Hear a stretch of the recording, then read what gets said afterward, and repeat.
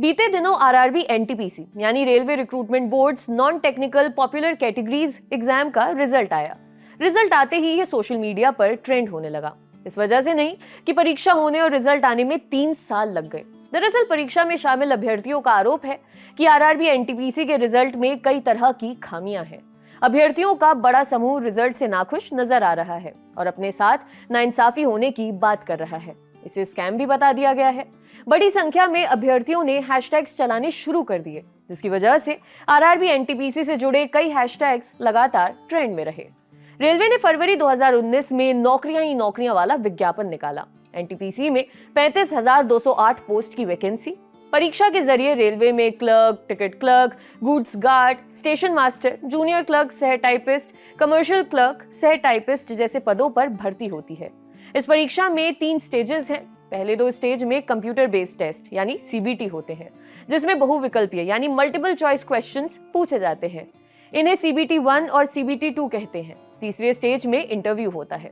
यहाँ से जानना भी जरूरी है कि एनटीपीसी में अलग अलग लेवल के पदों के लिए एक साथ आवेदन लिया जाता है।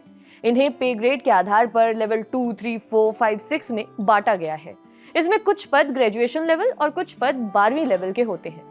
एनटीपीसी के लिए आवेदन करने वालों की संख्या 1,26,00,000 के लगभग थी। जून और सितंबर 2019 के बीच सीबीटी 1 की परीक्षा आयोजित होनी थी, लेकिन नहीं हुई। 2019 बीता, 2020 भी बीत गया। परीक्षा पूरी हुई अगस्त 2021 में जाकर, वो भी दर्जनों राउंड के विरोध प्रदर्शन के बाद। परीक्षा के बाद सीबीटी 1 का रिजल्ट आया 15 जनवरी 2022 को, जिसके बाद परीक्षा में शामिल अभ्यर्थियों ने सोशल मीडिया पर हल्ला बोल दिया।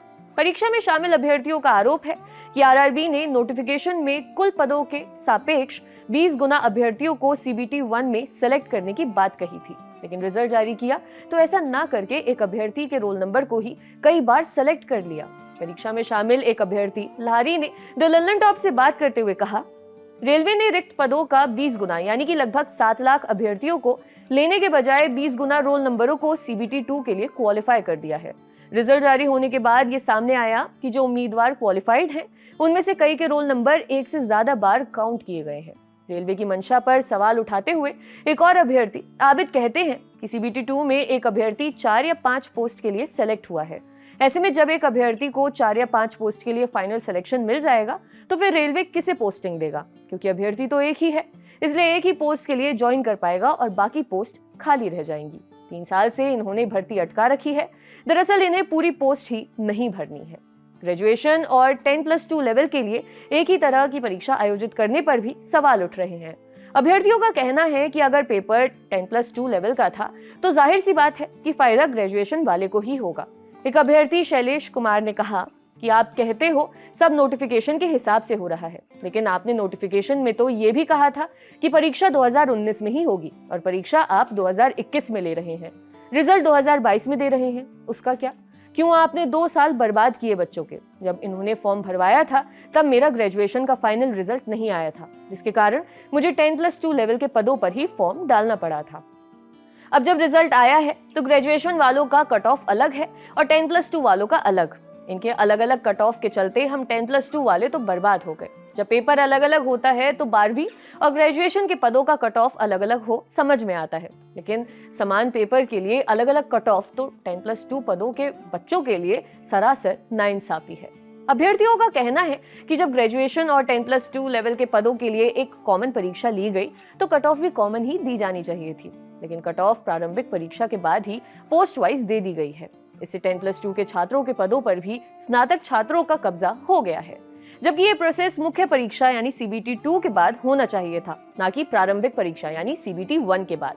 अभ्यर्थियों ने परीक्षा में किए गए नॉर्मलाइजेशन की प्रक्रिया पर भी सवाल खड़े किए हैं। नॉर्मलाइजेशन की प्रक्रिया उन परीक्षाओं में लागू होती है जो कई दिनों तक चलती हैं। जैसे कोई परीक्षा अगर 4 दिन तक आयोजित होती है तो चारों दिन अभ्यर्थियों को अलग अलग प्रश्न पत्र दिया जाता है। परीक्षा का लेवल हर पारी में और हर दिन अलग अलग होता है। हो सकता है कि किसी दिन का पेपर सरल हो और किसी दिन का कठिन। ऐसे में जिस दिन का पेपर सरल था उस दिन परीक्षा देने वाले अभ्यर्थियों के सेलेक्ट होने की चांसेस बढ़ जाते हैं, और जिस दिन का पेपर कठिन हो उस दिन परीक्षा देने वालों का चांस घट जाता है। इस समस्या से निपटने के लिए नॉर्मलाइजेशन की प्रक्रिया को फॉलो किया जाता है। नॉर्मलाइजेशन होने के बाद कुछ अभ्यर्थियों के नंबर बढ़ जाते हैं तो कुछ के घट जाते हैं। एनटीपीसी की परीक्षा में 1,26,00,000 अभ्यर्थी थे। इस वजह से ये काफी लंबा चला, इसलिए इसमें नॉर्मलाइजेशन भी हुआ, जिसकी वजह से अभ्यर्थियों में काफी रोष भी है। परीक्षा में शामिल मृदुल बताते हैं कि बोर्ड ने किस प्रकार से नॉर्मलाइजेशन किया है ये अभी स्पष्ट नहीं है, क्योंकि कुछ उम्मीदवारों के एक समान रॉ स्कोर होने के बावजूद नॉर्मलाइज्ड स्कोर अलग अलग हैं। किसी के बहुत ज्यादा तो किसी के बहुत कम नंबर हैं, जो कि समझ से परे है, और इस वजह से बहुत से अभ्यर्थी कट ऑफ क्रॉस करने में कुछ नंबरों से रह गए हैं। साल 2019 के फरवरी महीने में आरआरबी एनटीपीसी की वैकेंसी आई थी। फेज 1 का रिजल्ट आने में 3 साल लग गए और अभी भी आगे के कई फेज बचे हुए हैं। उम्मीदवारों का ये भी कहना है कि बहुत से अभ्यर्थी इस लेट लतीफी के कारण ओवरेज हो गए हैं। उनका कहना है कि रेलवे रिक्रूटमेंट बोर्ड को स्पष्ट रूप से बताना चाहिए कि कब कौन से चरण की परीक्षा होगी और भर्ती प्रक्रिया कब तक पूरी होगी। मृदुल बताते हैं कि भर्ती बोर्ड ने प्रक्रिया को 6 महीने में पूरा कर लेने की बात की थी और सिलेक्टेड उम्मीदवारों को ज्वाइनिंग देने की बात भी जल्द से जल्द कही गई थी, लेकिन 3 साल बीत गए और परीक्षा का पहला फेज अब जाकर पूरा हुआ है। अभी भी बाकी के फेजेस बचे हुए हैं। परीक्षा में शामिल एक और अभ्यर्थी अवनीश हमें बताते हैं कि पहले उम्मीदवारों ने परीक्षा की तारीख जारी करने के लिए धरना प्रदर्शन किया, फिर पहले फेज के रिजल्ट के लिए सोशल मीडिया पर प्रदर्शन किया गया। अगर ऐसा ही हर बार होता रहा तो वो हमारे लिए अच्छी बात नहीं है और ये सरकारी तंत्र की कार्यशैली पर भी सवाल खड़े करता है। रिजल्ट आने के बाद से ही आरआरबी पर सवाल उठने लगे तो रेल मंत्रालय की ओर से जवाब भी आ गया।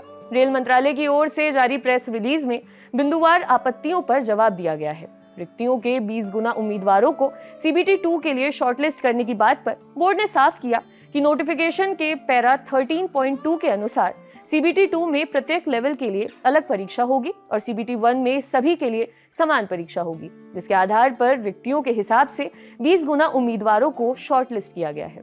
बोर्ड ने यह भी कहा कि नोटिफिकेशन में कहीं भी ये बात नहीं कही गई है कि 7 लाख अलग अलग उम्मीदवारों को शॉर्टलिस्ट किया जाएगा, क्योंकि सीबीटी 2 में सभी लेवल के लिए अलग अलग परीक्षा होती है, तो एक उम्मीदवार को एक से अधिक पदों के लिए शॉर्टलिस्ट किया जा सकता है।